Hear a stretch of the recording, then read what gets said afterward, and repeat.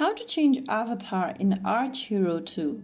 Hi everyone, welcome back to another video from Crazy Gamer. If you are playing Archero 2 and wondering how to change your avatar, then first of all, launch open the Archero 2 game on your device and make sure that you're inside the main home page. Once you're in, go to the top left corner and tap on your current avatar. From your personal info section, click on your profile icon at the top left. Just click on this little circle above your profile and you'll be able to see a couple of different avatars which are unlocked and yet to be unlocked. Some avatars are already unlocked while some needs to be unlocked. Avatars may be unlocked by completing in-game achievements, participating in special events, or purchasing them.